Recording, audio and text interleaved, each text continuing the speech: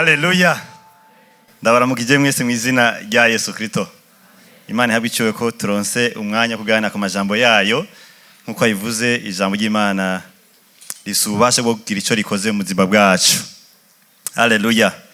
Tujya guhagarara ku ijambo riri mu gitabo cy'Ivyakozwe n'intumwa. Igitabo cy'Ivyakozwe n'intumwa igice cya 16 umurongo wa 16 nyene tugarukira ku murongo wa 18 nubwo ko ari mirongo itatu gusa tujya guhagarara ko gose. Igitabo cy'Ivyakozwe n'intumwa igice cya 16 umurongo wa 16 nyene kumanuka gushika ku murongo wa 18. Haleluya. Ijambo ravuga ngo bitegerezwa kurangira. Haleluya. Bitegerezwa kugira nte? Bitegerezwa kurangira. Abiryo jambo gumana umwanya tujya kumarana. Dusome gatoya havuga ngo umukobwa arimwo daimoni. Abafite ikirundi suite traje irahari. Neza ko mwashitse mu gitabo cy'Ijambo ry'Imana. Dusome havuga ngo bukeye tugiye aho basengera duhura n'umwigeme arimwo daimoni aragura. Yaratungishije benshi bashebuja cyane kubwiyo ndagu 17. Uyo aradukurikira twebwe na Paul arasemerera ataba abantu n'abasavyi b'Imana isumba byose kandi bababarira inzira y'agakiza. Amara iminsi myinshi agenza cyo, ariko Paulo adundumiwe arahindukira abarira daimoni ati ndakubariye mu izina rya Yesu Kristo muvemwo. Amuvamwo muri ako kanya. Imirongo umuntu ayegeranije niho nakwiye rino jambo rivuga ngo bitegerezwa kugira nte? Bitegerezwa kurangira. Nivyo turazi ikintu cyose gifise umwanya cyashiriweho. Mugabo nigiye gifise ubugombe bw'Imana. Nigiye gihe n'ubugombe bw'Imana. Ariko icyo nifuza wosigarana turangije nuko vuga uti hari ibintu jewe ubwiwanje ntegeza kugira nte? Kurangiza. Umutima wacu muri amezi 3 y'umwaka nahantu umuntu yifuza kuba umuntu ahimbaza Imana ku giti ciwe. Nahantu umuntu yumva ko yogira ubucuti bwiwe n'Imana atantambamizi hari. Kugira ngo Imana yawe ntisuye kurangwa ngo ni hariya, ahubwo ibe umutima wawe. Gushika Imana idasigurwa akundi, ahubwo yumva indani muri wewe ko mufise ubucuti budasanzwe.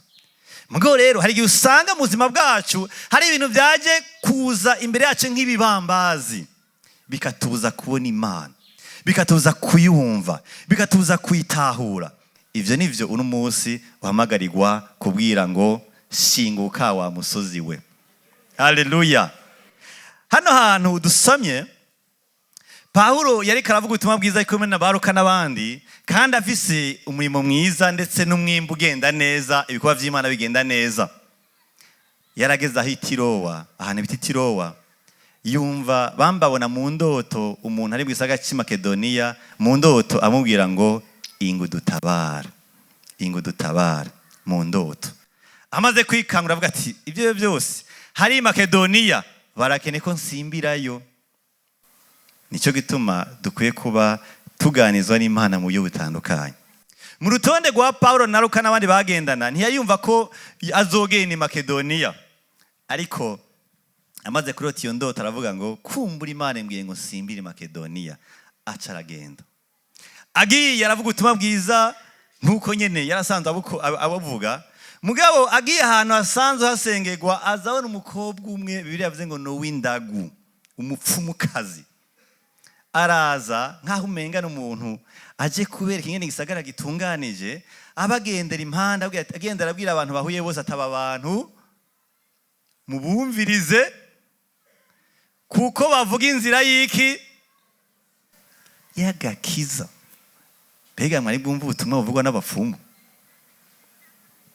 Mwari bwumva inzira ivuye ku mupfumu? Ugarukiye ngaho ntiwomenga nta kibi kirimo. Aho vyerekana ingene umuntu ashobora guhendwa n'ibintu biza vyambaye casquette ngo ni vyiza, mugabo birimwo guhona. ni gute umuntu adebarutse i Makedoniya, araje ashitse i Makedoniya, umutima we nuko yovuga ubutumwa bwiza, mugabo yakiwe n'umupfumu. Ntibandikiraniye ati nzofata urugendo iwanyu, mugabo imwe mbizayemezije kumwitanga imbere kugira ngo ntamenye ingene gisagara kiboshwe. Ataba abantu mubumviriza, abanyene aba ubumvirije urakira. Aba bantu bavuga inzira y'agakiza. Aba bantu mubumvirize bavuga inzira y'agakiza. Bibiliya yavuze ngo amara iminsi itari mike agenza atyo.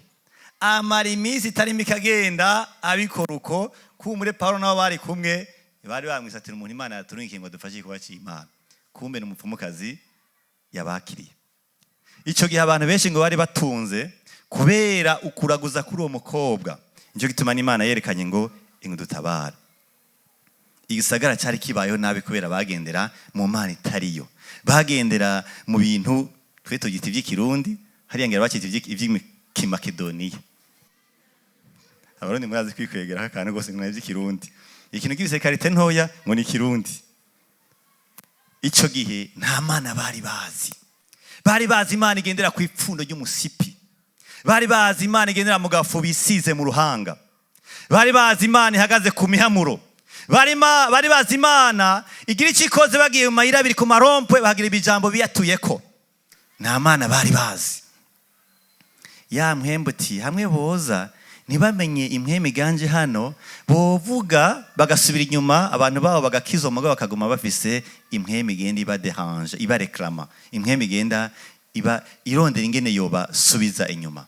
Ati rero reka ndabitanga imbere, maze niyo babona mvuga neza, nta numwe aja kubicikanda mbaye abarundi, nta numwe aja kubona ko jewe ndi mubi, ahubwo baja gushima ati igisagara cy'i Makedoniya hari abigeme bakunda Imana gose. Kumbe n'abapfumu. Bibiliya yavuze ngo Pawulo ngo adundumiwe, amaze kubabazwa, amaze gutahura ibiriko biraba, amaze gutahura umukobwa uwo ari we n'impwemu imukoreramwo, ngo arahindukira aravuga ngo mw'izina rya Yesu muvemwo. Ako kanya iyo mpwemu girante biba birarangiye. Uyu munsi ndagomba dufashanye kwiyumvira. Ubwo ntabiko biraguhenda vyiyambitse Yesu mbwa atari Yesu. Ubwo ntabiko biraguhenda vyiyambitse ko ari vy'Imana atari vy'Imana. Ubwo nta bintu byagiye birakwimenyereza aho ushikaho umenga warabitahuye nkaho umenga ni vyiza mugabo by'ukuri birimo guhona. Dufashanye kwiyumvira. Pawulo nabo bari kumwe ntibari abantu bagoyiguye. Ntibari abantu b'abanyantege, ntibarasanzwe bakorera mu ngabire nyinshi za mpwemu Imana. Mugabo byarashitse bagendera n'umukobwa iminsi 2 canke 3, abagendera imbere nkaho umenga n'umuntu Imana barungikiye ngo bafashe ikuba cy'Imana. Nico gituma kugira ubirangize ikintu ca mbere ubanza ugira umwihwezo w'ubuzima uri kurabamwo, ugira umwihwezo w'ibintu uri kuracamwo, ugira umwihwezo w'ingeso zawe, ugira umwihwezo w'indoto zawe. Niwagira icyo utoye ucandika ahantu, gira umwihwezo. Pawulo ntiyamubonye rimwe ngo acagira icyo abonye. Birashobora gushika kubera impwemu yo kurobanura impwemu, ingabire yo kurobanura impwemu, hagiye ubona umuntu akacubona n'impwemu murimwe, ariko nivya byashitse. Kandi byose si impwemu, hari n'ibiri ingeso, mbwa byose biva kuri sekibi Satani. Umwihwezo w'ingene ubayeho, umwihwezo w'ingene ukoze umutima wawe, umwihwezo w'ivyo uri kurahura navyo, urajagira ikintu tweretse hama tukirandire tukizi. Uyu munsi turaja mu gisoda muje kunyemerera, naho ntari umusoda. Examen de votre situation de vie. Examen, widiagnostique, witore wewe. Ufise ingeso izihe, uri kubaho mu buryo bumeze gute, uri kugira indoto zimeze gute, indani hamwe biti imbere mu kirundi, muri wewe hariyo iki. Umuntu agereje kwiyumvira, hari igihe usanga bamwe akabaregwe karadutwaye gushikaho kadutegetse ingene tuzobaho, gushikaho twemeranya nako ngo wapi ntibigikunda. Ntabyo nshobora vraiment ibi jewe nta kundi ico nzokora, nzogera ahantu basi ndabikoraho batabona nayo ubundi iki cyarana ni haco nojo sinkigwana no kugwana. ariko wibwire ngo bitegerezwa kurangira naho bimaze igihemo kirekire. Bitegerezwa kurangira. Hari igihe ushobora gusanga ufise akaboko gukorakora ukagira ingeso yo kurenga ibigo, kumera umazemo igihe kirekire, naho mugendana babikora ukamenga nibisanzwe ku mugabo w'ibujumbura, nibisanzwe, ni satani ariko aragukoresha. Hari naho umenga vyerekana ko umenga uri umuntu yiyubashe, wapi ko sukubaho ko nukononekara. Satani ntatubwire ingene tubaho, ni Imana itaza kutubwira ingene twe tubaho mu izina ryayo. Wibona gute uri kureraba ingeso zawe?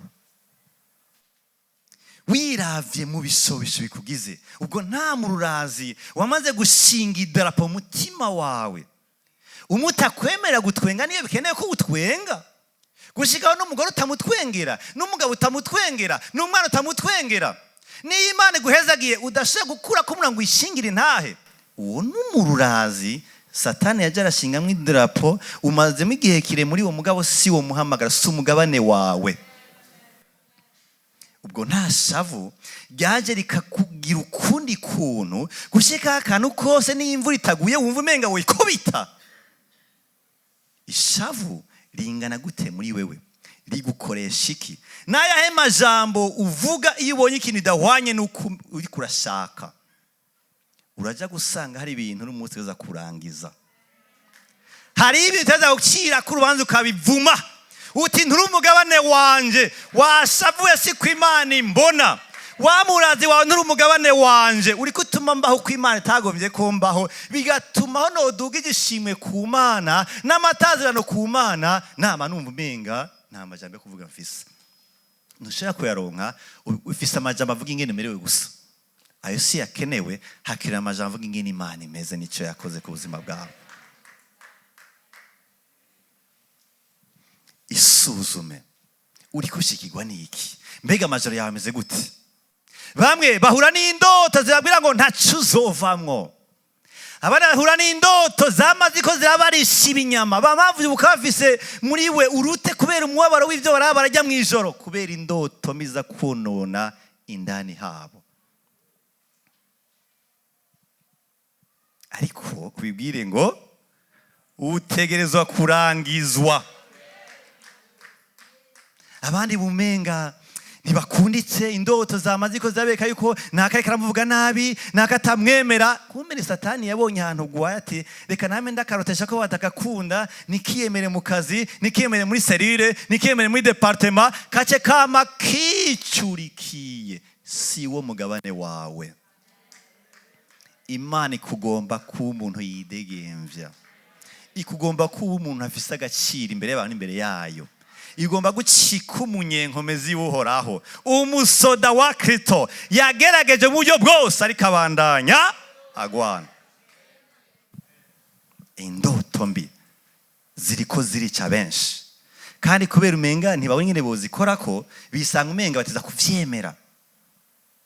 Abagabo b'ijoro n'abagore b'ijoro, bamwe barabasambanya n'abantu babona ko ari naka, mugabo ntibashaka kuvyikurako kubera vyamaze igihe kirekire. Nta kundi, ako nta kundi ko muri Bibiliya ndigera mbona, nta kundi ndigera mbona, nta niko bizohora ndigera mbona muri Bibiliya.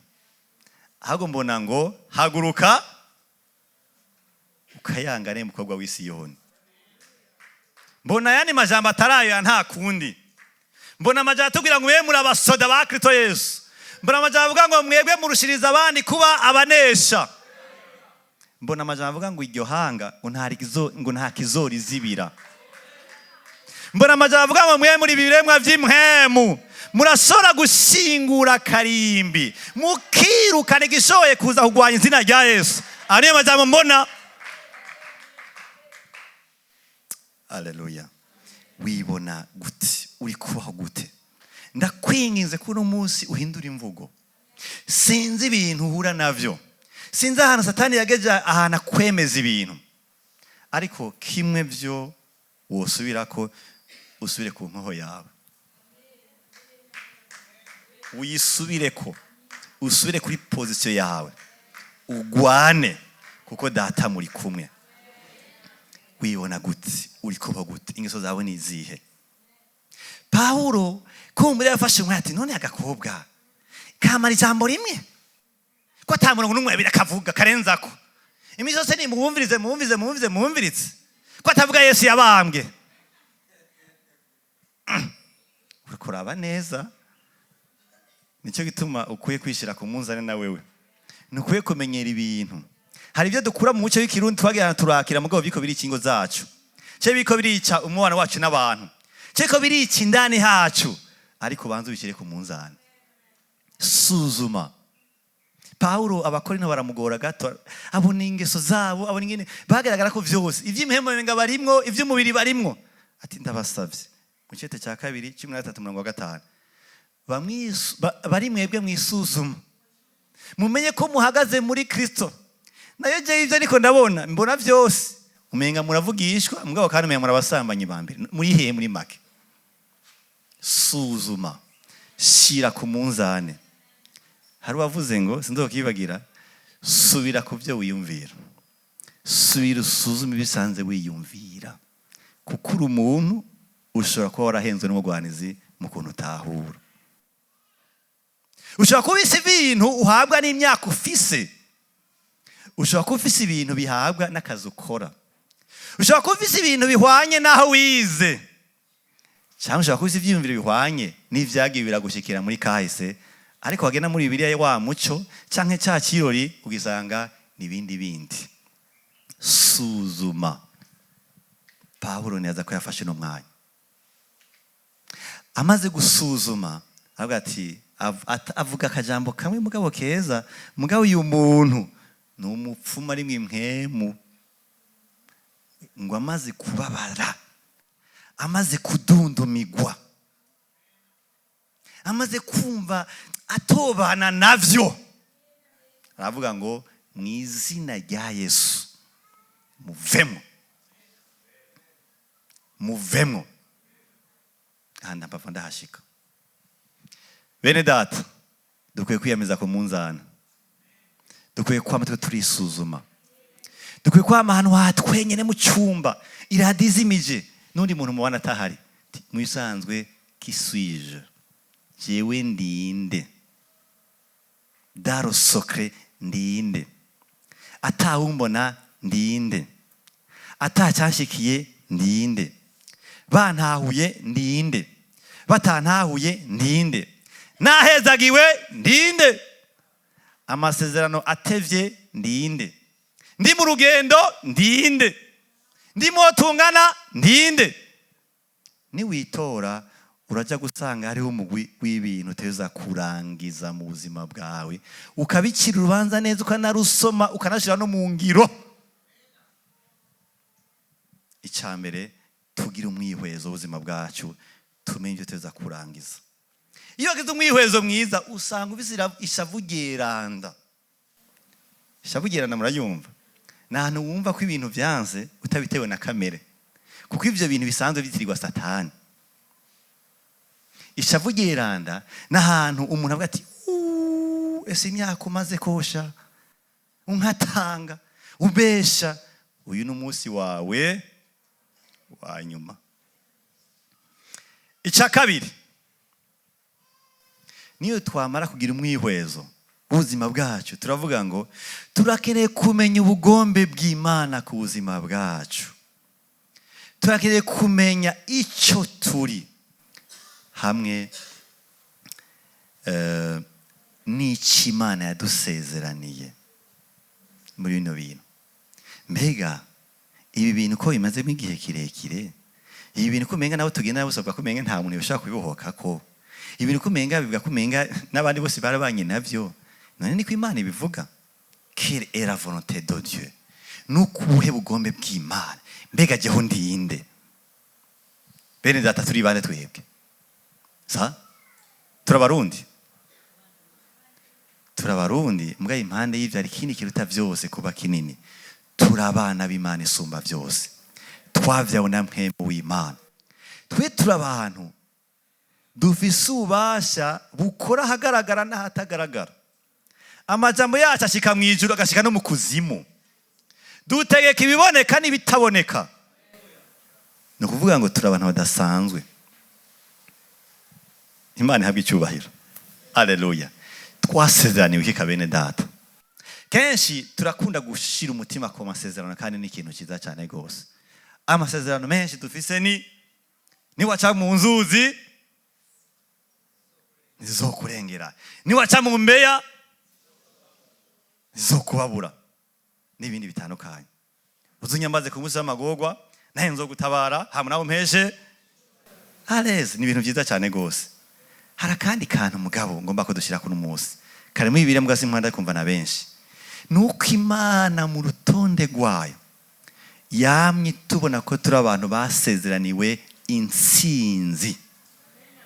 Ibyo rese by'isezerano rishasha no mu isezerano rya kera twamye tubonwa nk'abantu b'intsinzi. Uwo twita sokuruza wabizera Aburahamu, mwene wabo arategwa, Loti arategwa n'ayandi mahanga, aramutera aranamutwara, atwana n'ibitungwa, atwana n'abagore bose baratwara. Aburahamu ati ndamuhamvya ujya muntu yateye abantu biwacu, ndagenda namutere hama ngarukane abiwacu n'ivy'iwacu. Badusomere gato, batwereke gato ku murongo w'Itanguriro, murongo wa gice cya 14 murongo wa 20. Kandi Imana isumba vyose iragahezagirwa, yagushiza abansi mu maboko. Haleluya.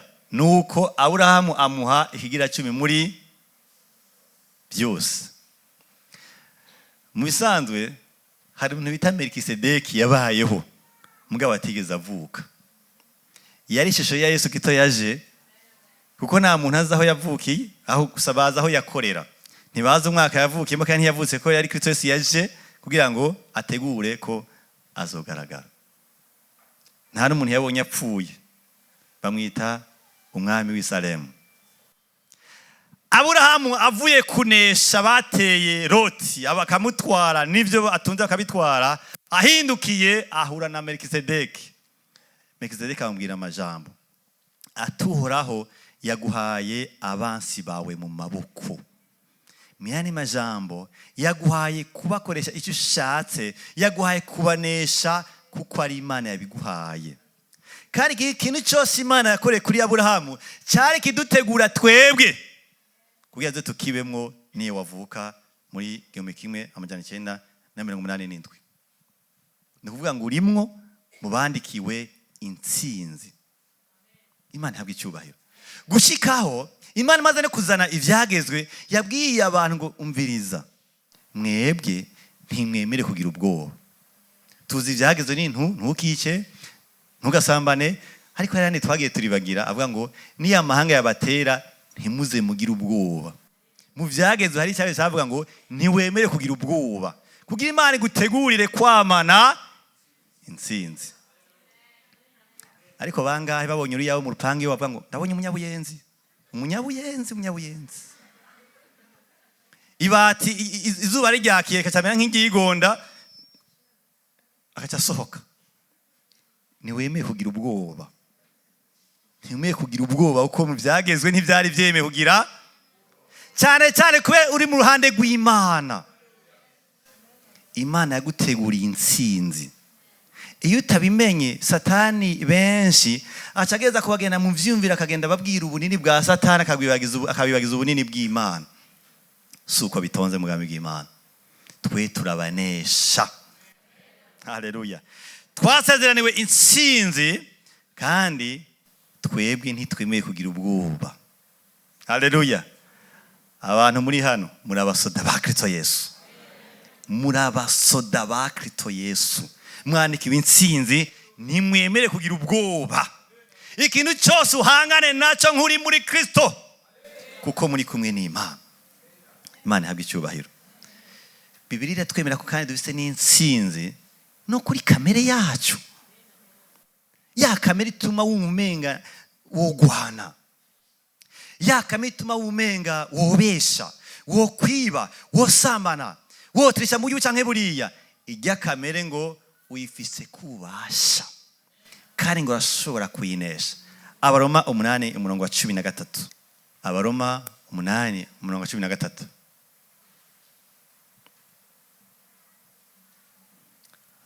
Okay, bavuga ngo kuko namba mwitondera ivy'akameremere kanyu ntimuzobura gupfa.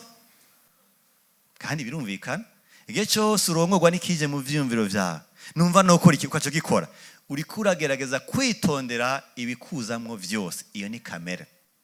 Ngo mugabo rero niyo mwica ivy'umubiri ukora muvyicisha mwemu, muzobaho.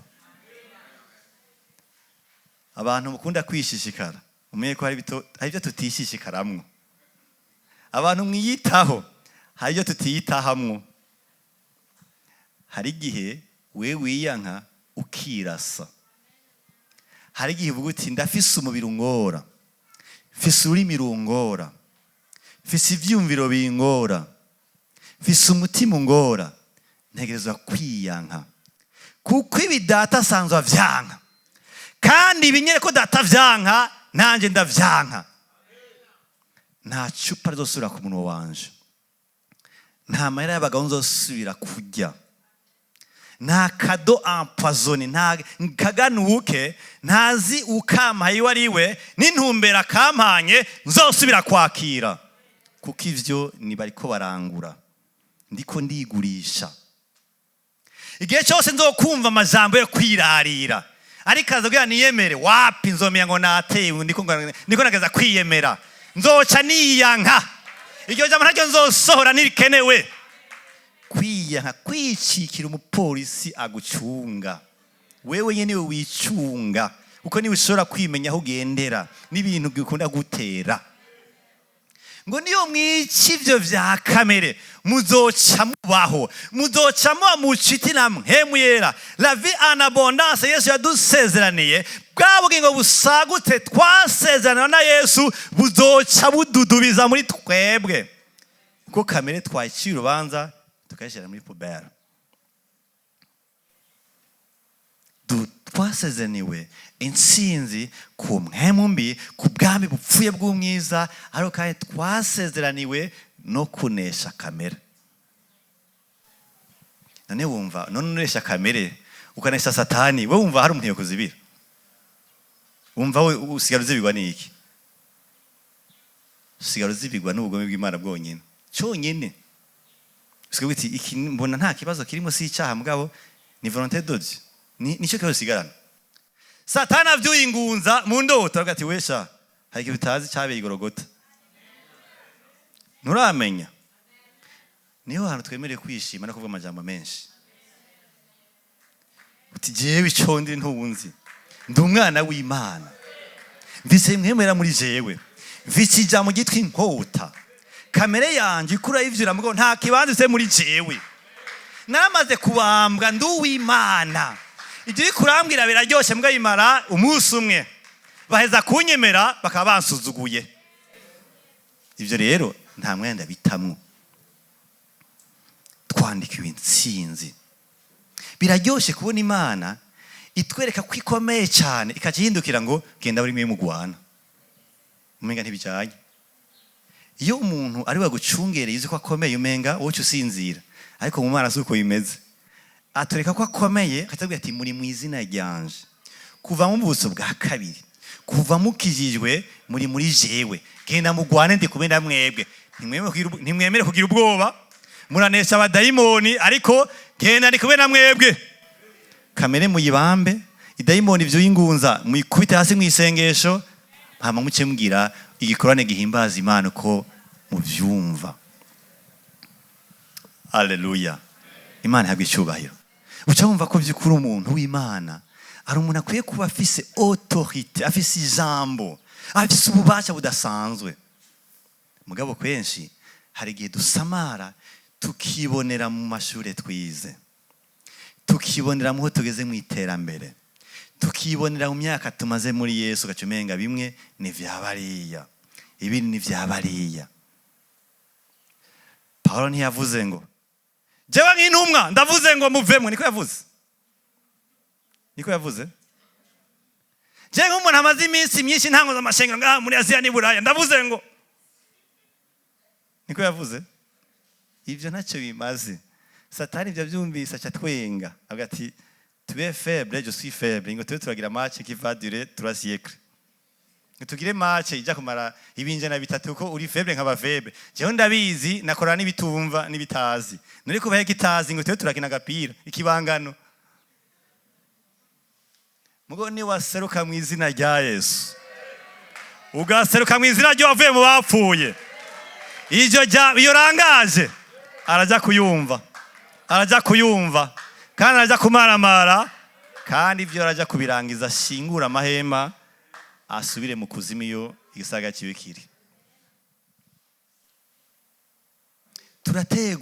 Tugategwa n'ingeso, tugategwa n'ivyumviro bikaza kuduza ya culte d'adoration mu buzima bwacu, gushika usanga uwo tanga impapuro zera A4 uti mpera abantu b'Imana ngaho, andika ku ruhande rumwe ivyo uzi ku Mana, urundi ruhande wandika ivyo uzi kuri Satani, ugasanga aho kuzura cyane naho ahanditse ibyo abantu bazi kuri Satani.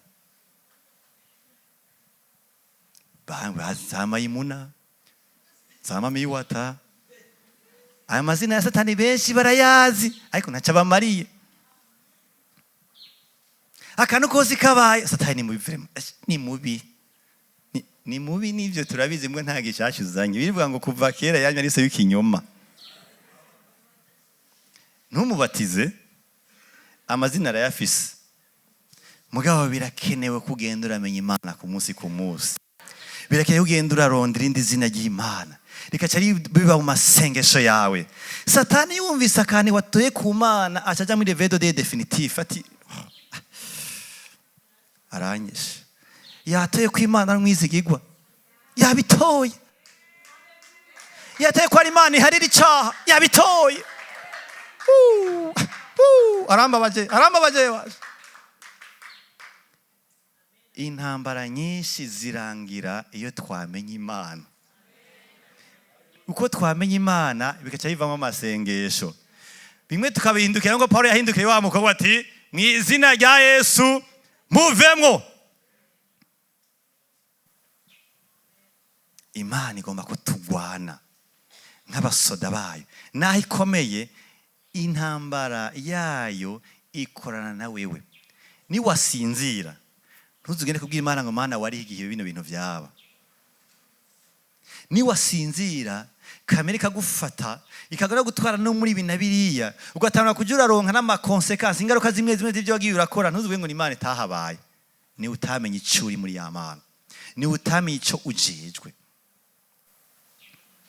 Satani sinababwira ukuntu aryoherwa mu gihe bamwe tuvuga ngo nukuri byo ikintu Imana izo bingene bigenza. None itabi ukeneye ari Imana itakunigana nayo ku munwa ngo izo ngene bigenza. Oya Yesu kubigenda. Ukwiye kumenya ngo uri umusoda w'Imana, wandika ibitsinzi ku mpemu mbi, ntiyemeye kugira ubwoba, kandi Imana igomba kugwana mu izina ryayo. Gushika aho ubwira itabi ritumva ritabona ati watabiwe. Bagira ukiyo bakarangije. Umviriza, igihe cyose wampenze kirarangiye. Ibyo kwamara dore tuvuje twasenka ntitwijara kugira ngo ngendagura imwe wapi kirarangiye. Ndi umuntu w'Imana, nandika kugororoka, nandika ibintsinzi. Ahubwo jewe Imana irondera kwirutse, irondera igikorane kibera indani muri jewe kikadugira ya Mana apana itabi.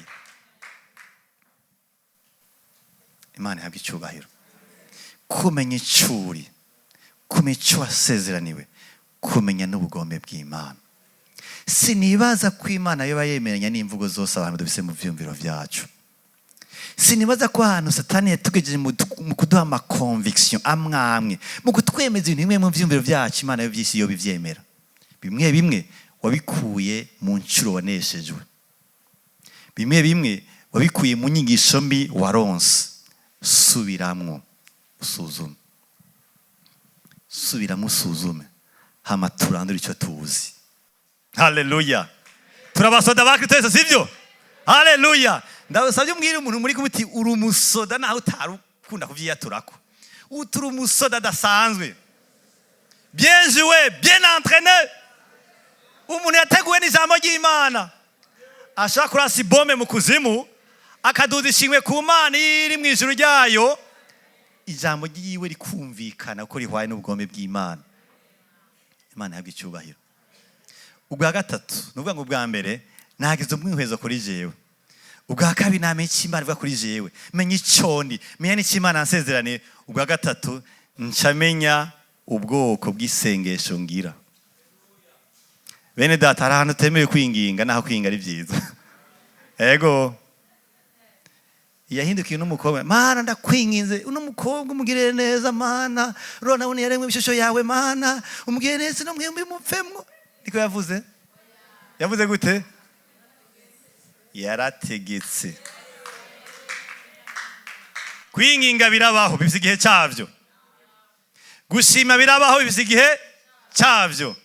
Hari igihe ukika ufise ububasha kuko azi ko ari mandaté par les cieux. Ijuru ryamushyize mu kibanza cyo kubikora. Aho uduze ikiganza cyawe uti mu izina rya Yesu, va ku mutwe wanje, va ku rugo rwanje, gwa ku buzima bwanje, va ku mutima wanje, ndagutegetse. Imana ihabwe icyubahiro. Ese twotahura n'ibintu cyane cyane twotahura ko ijambo ryacu ritumvikana kubera ko ryaciye muri mikro. Ahubwo cyane cyane kwikora uvugira hano ku isi, mu kuzimu bariko barumva, no mu ijuru bariko. Kandi ibintu byose ntibizosaba ko haza umuntu agusumvya imyaka mu gakiza. Ntihazosaba ko haza umurongozi. Aha nta ngabire ikora yo kwanka Satani. Nta ngabire yo kwanka Satani ihari. Nta ngabire yo kwanka icyaha ihari. Oya, iyo ntibaho. Nta n'ingabire yo guteka Satani ihari. Uwo n'umutima w'Imana yahaye abantu bose bakijijwe. Mu izina rya Yesu, Akabaregwe we, uratanye kuza muri byimbiro byanje? Ntuzi ko nagusezeye wewe? None urondera iki muri jewe? Mva inyuma. Wa murazi wawe numva ata muntu jewe nkunda. Suko Imana yanyandikiye. Yanyandikiye ivyamwa vya mpemu. Amahoro, umunezero, ugira neza n'ibindi. Niwo mugabane wanje w'indani. Kwiki numva ntakunda abantu. Ndagwaye. Ariko kandi ndakira ku bwa mpemu ari muri jewe. Ndakira ku bwa mpemu ari muri jewe. Abantu bose ndabahezagira mu masengesho. Ndabahezagira ndababonye. Ndumva munye abantu Imana yimwishije yayo. Ndumva munye abantu bakamara hano ku isi. Ivyumviro bitari byo muri jewe sindavyemerera. Mu izina rya Yesu nta kibanze muri jewe. Wumvise hari ibintu bigenda ku mabati. Simaka utumeka abantu iwanyu mu muryango bose bakijijwe. Vyuka. Ata amatara. Kibasha ngo umuntu yazimye. Ariko ugendagende mu rupango. Sindakuzi izina. Ako ndazi ko wanduye. Ndakubwira mu izina rya Yesu, wihenze adresse. Ahasi wawe, ahatuye umuntu w'Imana, umuntu w'impemu. Ndagutegetse, subira mu kuzimu. Aha nta kintu za konona. Abana banje barasinzira, ndagenda sinzira. Ndahamagaye umuriro w'Imana n'ingabo zayo bimanuke hano. Sinsuye kumikora deranja ngaha, ntuzunagaruke. Zica zigenda kwa basebuja ati twihenze raba hano dutuma. Ubonye uruyawe rudasiguritse ruza, si umuntu wo muri ya quartier aje. Niyo yobawe nta kibazo. Rubwire nimba gwaje nuko rufise icyo gwaje ruzanye. Kigira ubusa mu isengesho. Hari intumbero yaje iruzanye, yigira ubusa mu isengesho. Kuko we ntusanzwe, imvugo yawe irahambaye kandi irica. Ufise imyami ebana irasa kure kandi turira kandi umvikana mu kuzimu. Turi abantu bemere kurasa, turi abantu bemere kugwana. pana ku mutima wanje wamana ubwoba, akantu kose umenga jewe nta gaciro mfise imbere y'Imana, umenga Satani yaransuzuguye. Imana ikurinda agasuzuguro k'abadayimoni mu izina rya Yesu. Uhaguruke gushikaho ati Satani yumvise kuvyutse aragira ikibazo. Satani yumvise ko wava usenga aragira ikibazo. Satani akara kadayimoni atumye haji wawe agati kakamugabira ko kaze kaje gusha. Ntimutwenga hayi wacu muri Afrika tubiranagoye. Mutavyitege muhakirikara. Bazobaderanje. Benshi muzosinzira muzogenda kukuzi mwakubiswe. Mutameze neza. Mufise amatiro adasiguritse. Mufise amaeta emotionere natahura kubera hari ibirere mutarahindura. Hindukire cyahubaye. Hindukire cyahuba. Cyahukorera. Hagenda gende udelimite. Ushiro perimetre yawe. Imana ihabwe icyubahiro. Ni wagira ahantu witora kisuzuma. Ukamenya icyo wemerewe n'icuri. Ni ubugome bw'Imana ku buzima bwawe uraja gutora ubwoko bw'isengesho uri bukore. Imana ihabwe icyubahiro. Ariko kandi hari ahandi hantu dasaba autorite bisaba kwihana kwakira Yesu nk'umwami n'umukiza w'ubugingo. Ndumunyabyaha. Genda umunyabyaha. Genda umunyabyaha. Jewe ivyanje Imana impanye nta na sentare yonyakira. Uwo kwandika ibitabo birimo ivyaha by'iwanje naho ugira igitabo cy'impapuro miliyoni ntivyo kwigwaho. Je Imana impanye niyo mpaga. Mugabo kubera numvise ngo Yesu yarabambwe. Ko numvise ngo araharira bose. Gushiho no wica abantu abahora Yesu yahari wariwe Pawulo. Na jewe n'ukwiba kwanje n'ingeso mbi zanje n'imiti kirundi byose Imana yashaka kubimparira navyumvise. Ndakeneye kwakira Yesu mwavuze. Ndakeneye kwihana. Ndakeneye kwizera. Ndakeneye guharirwa ibyaha byanje byose izina ryanje rikajya mu gitabo cy'ubugingo nk'abandi. Nkabaho ndindiye umwami wanje. Hari gihe kugwanya ibintu kubirangiza bisaba kwakira umwami. Ntavu simbira ngo diamond ndakwanse. Ukiri mu ruhande rwiwe. Mugisangiye umuhari n'umugambwe uburaretse. Uko muracyahuje igisagara mutwarirwamo. Musagiye bureau de traitement. Ariko ni wahindukira ni uzombwira akakuva ati twarahoranye ntitugiri kumwe. Ntuse kunsanga mu ikambi yanje. Naramenye umukiza. Narizeye. Ndakwirukanye. Musubire kuza hano jewe nshagaje. Nsigaye ndi mu ruhande rw'Imana. Hari bisaba kwihana. Tukakira umwami Yesu. Tukihana ivyaha byacu. Imana ihabwe icyubahiro. Haleluya. Bimwe bisaba kwambara ugwaga mbaye wa undi. Be barujya cyane baragwambara. Bimwe bisaba kumera nkaho umenga turasaze. Tukiruka kuri Satani nkaho umenga n'umuntu yateye igisagara. Ugira tumushire kure. Ibindi bisaba kwihana kugira ngo urangize le règne intwara ya Satani ku buzima bwawe winjire mu kuganzwa n'Imana kugira ngo uhindukire ugire umwami ari we bita Yesu mu buzima bwawe. Imana ihabwe icyubahiro. Haleluya. Ninde itegeko kubirangiza bimwe bimwe tubirangize bene data tubirangize. Ntidukwiye kuba ikirimbiro ry'ibintu bitava ku Mana. Dukwiye kuba turiko turabenefise turakira ivy'Imana duteguriye. Amasituation vyanse ko badebloke kubera amadayimoni atwitanga imbere. Mubuzi tugakora ibintu bigagenda nabi kubera Satani atwitanga imbere. Dukwiye kubirangiza mu izina rya Yesu. Ikintu cyose kitava ku Mana ubona ushobora kuba widantije washoye kubona mu buzima bwawe. Ukwiye guhaguruka mu izina rya Yesu. Kandi nunda basabe duhaguruke. Dusenge turangiza.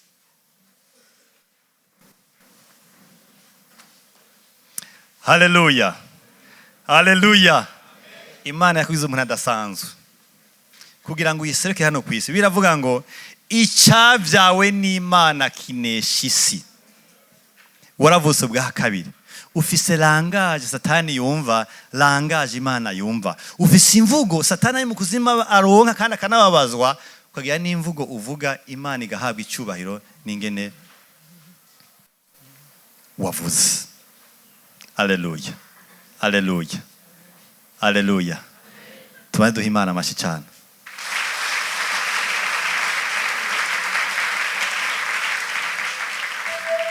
Haleluya.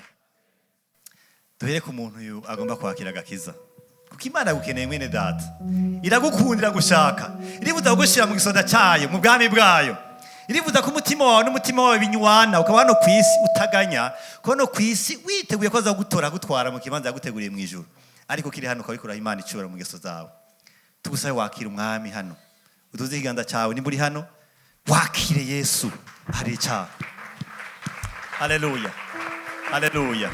Imana yabicu karibu cyane n'abandi n'abandi n'abandi n'abandi n'abandi n'abandi n'abandi n'abandi n'abandi. Ntihagire umuntu araba ko bazananye, oyaye ntukore ibiharo birebire, akira umwami. Yesu yarapfuye kugira ngo dukizwe nawe, yarapfuye kugira dukizwe nawe. Haleluya, haleluya. Harundi kayemu, harundi kayemu, harundi kayemu. Turakurinda, Yesu aragushaka, Yesu aragushaka kuko aragukunda cyane gose. Haleluya. Dusabe Roja afashe mwene data, abandi dusenge. Niki wabonye ushaka gucira urubanza kuno munsi? Niki wabonye cyari cyarakunesheje gushaka kugira imvugo yindi? Niki wabonye by'ukuri teza kurangiza? Ndagusabe uhumirize, uhumirize, ushire umutima mu ijuru, hama ugura akanwa kawe, ugura akanwa kawe. Mwami Yesu, turaguhaye icyubahiro, mwami uraganje nk'Imana iri muri twebwe. Turagushimiye ubuntu watugiriye mwami bwo gucika abana bawe. Turagushimiye mwami amasezerano dufise kuri wewe, ko watugize abaneshi, abanesha abadayimoni, abanesha kamere, waduhinduye abanyenkomezi bo muri wewe nyene mwami. Ijambo ryawe mwami ni inkota kandi ni icirore mwami. Turaguhaye icyubahiro, turasengera bene data mwami bariko barategwa, turakanga biri mwemu vyabirayemo mw'izina rya Yesu. Turategetse impwemu zihaza bene data, turategetse imyuka mibi yateye ingo, turategetse imyuka mibi yateye imitima y'abantu mw'izina rya Yesu. Istoke, bandanye usenga, bandanye utegeka, bandanye usenga, bandanye utegeka, bandanye usenga, bandanye utegeka. Vuga data arumva, vuga satani arumva, mutegeke. Nimba ari icyaha, nimba ari icyaha kibwire, nimba ari icyaha kibwire. Uti sindosubira, uti sindosubira, uti sindosubira, uti ndakwaze ku buzima bwanje. Gira icyo cyaha, gira iryo tabi, gira iryo busambanyi, gira iyo pornography, gira iyo masturbation. Yibwire, gira masturbation, gira pornography, gira itabi, gira inzoga. Uti ndakwaze mu izina rya Yesu. Gira, bwira, vuga Imana irumva, data arumva, Imana irumva, data arumva, Imana irumva, data arumva. Vuga, vugira kuri icyo kintu, vuga, tegeka, irukana cy'urubanza. Tegeka, tegeka, tegeka, tegeka, tegeka, tegeka, tegeka. Vuga, vugira ko irukana, rangiza mw'izina rya Yesu. Irukana, irukana, irukana, irukana, iruka, irukana mw'izina rya Yesu. Orira makosa abashikoresa ashetani zimeshinda, hasifiwe Mungu. Nguvu za shetani zimeshindwa, nguvu za shetani zimeshindwa, nguvu za shetani zimeshindwa.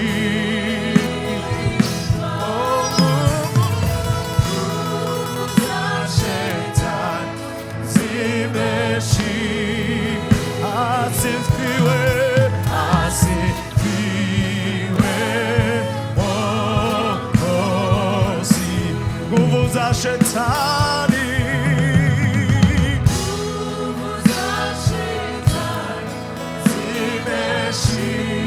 zimeshindwa ubuza shetani zimeshindwa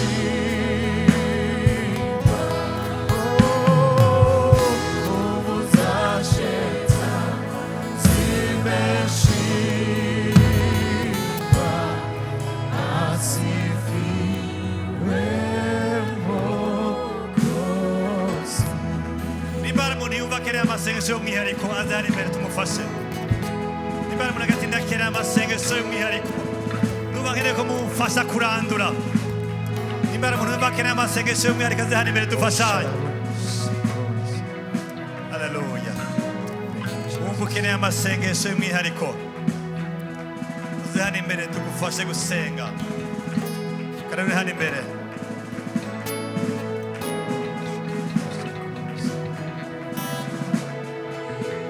Haleluya, haleluya, haleluya, haleluya. Manya guhora kumama ndagushimye cyane. Haleluya, haleluya. Dusabe abakozi b'Imana eloge jiri Bonaparte. Badufashe Bonaparte eloge karibano. Haleluya, haleluya. Haleluya, haleluya, haleluya. Haleluya, haleluya. Haleluya, haleluya. Haleluya, haleluya. Haleluya. Mana turaguhaye icyubahiro. Turaguhezagiye kuri Imana yo kwizerwa. Mana turagushimiye ko watugize abantu badasanzwe. Watwandikiye umwanda waguze cyane mwami. Watugize abadasanzwe imbere yawe mwami. Mu izina rya Yesu. Nico gituma mwami Yesu dusenga, dusenga, dusenga, dusenga, dusenga, twirukana, ducagagura imigozigozi yose. Turategetse, turategetse, turaranduye imwemi zose, turaranduye ibihe bitari byo, turaranduye itanguriro ryose ritava ku Mana, turaranguye ikintu cyose kitava ku Mana cyaje muri bene data, turaranduye imwemi zose zitera ibyumviro byabo, ingwara zose, turaranduye itanguriro ryose ritakuvako mu izina rya Yesu. Turasenga, turirukana ikintu cyose kitakuvako mu izina rya Yesu. Hunga, rekura, rekura ubuzima bwiwe mu izina rya Yesu. Turatugukira muri we mu izina rya Yesu. Twirukanye, turagize ubusa iyo mpembi. Baya mu izina rya Yesu. Rekura, rekura, rekura, rekura, rekura, rekura, rekura, rekura, rekura, rekura, rekura, rekura, rekura. Baya mu izina rya Yesu. Mu izina rya Yesu. Turatura umugisha, turatura umugisha, turatura umugisha, turatura intsinzi kuri we mu izina rya Yesu, mu izina rya Yesu. Ubuzima bwe bwose bworoherwe, intsinzi mu bya mwemu mu izina rya Yesu. Urakoze mwami, urakoze mwami, urakoze mwami. Reka ubohore, ubohore mwene data mu izina rya Yesu. Ubohore mwene data, ukize, ubohore, ukize mu izina rya Yesu. Haleluya, haleluya, haleluya. Turaguhaye icyo cyose mu izina rya Yesu. Gereza bene datama, gereza bene datama, umukomeze, umuhe gutsinda, umuhe kunesha, umuhe gutsinda, umuhe kunesha, umuhe gutsinda, umuhe kunesha, mu izina rya Yesu. Ubuzima bw'impemu, ubuzima bw'impemu, ubohora ibyumviro byiwe, ubohora ibyumviro byiwe, bohora, kiza, bohora, ezagira, Satani hunga, turakurangiza, turakurangiza. Bayaho mu izina rya Yesu. Hunga, hunga mu izina rya Yesu. Turasenga mu izina rya Yesu. Turatiye umugisha, turatiye umugisha, turadehasinye, turirukanye intango shaza kwiwe, intango shaza kwiwe mu izina rya Yesu. Turazende dayimoni n'uguhaza kwiwe mu izina rya Yesu. Bibe by'impemuro, umunezero, uzamwemu mu izina rya Yesu. Urakoze Yesu, urakoze Imana kwizera. Reka ubuhorema, reka ubuhorema, reka ubuhorema, reka ubuhorema, reka ukize, reka uburangize, The Holy Ghost, the name of Jesus, the name of Jesus, the name of Jesus. Turahamagara umuriro mu izina rya Yesu, the name of Jesus. Oh, rabashekonesa. Let me broken, let every chain be broken in the name of Jesus.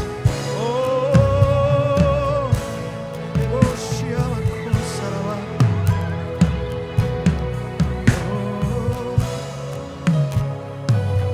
Amubwire neza, mwinsinze, mumugisha, mububasha bwamwe mu izina rya Yesu. Yesu muri mwene data, umukize, mwekunesha, mwekunesha, mwekunesha.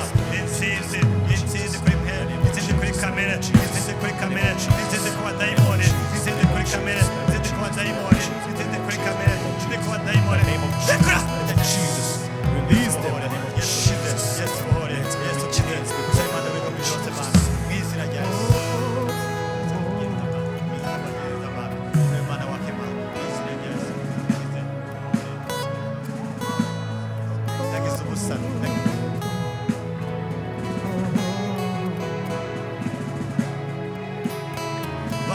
wisengera bandanya wisengera bandanya wisengera bandanya wirukana umwebwe yo gusenga.